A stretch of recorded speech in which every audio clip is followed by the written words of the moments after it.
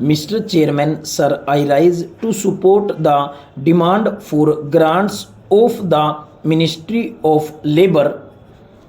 On this occasion, I would like to draw the attention of the government through you to the fact that labor constitutes the power of a nation, but for the last few years a cruel mockery of labor force has been made in India, a nation that provides labor opportunities and where labor is worshipped becomes prosperous and developed. But I would like to draw the attention of the Honorable Minister to the happenings of the last few years so that the repetition thereof is avoided.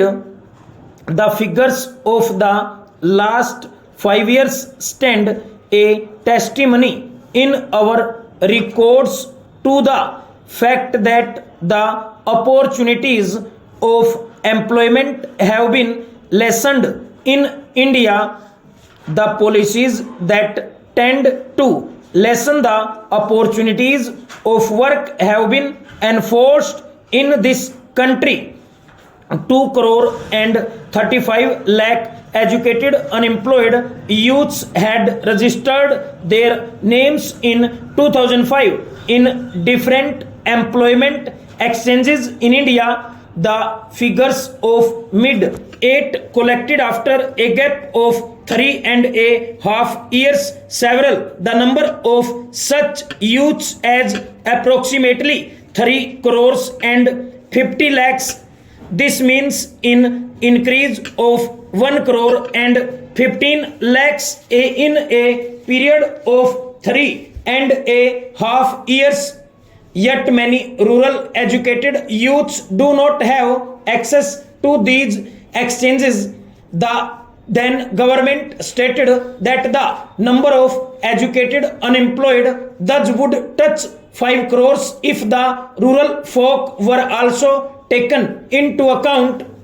The then government had also considered that if rural uneducated youths were also added to this number, their number would be 10 crores youths, that is 20 crores hands idling for want of jobs and employment. This is the direct result of the policies adopted for the last 7 years in our country. Through you, I would like to draw the attention of the government towards this problem. During the last 5 years, there has been a large scale advent of foreign companies in India and restriction of manual employment opportunities in the name of computerization has resulted in rampant unemployment. More than 30 crore people are living below the poverty line in India today. 1/3 of them get work for 6 months only, 2/3 of them for 7 months in a year, and only 4% of such people work for 9 months in a year overall.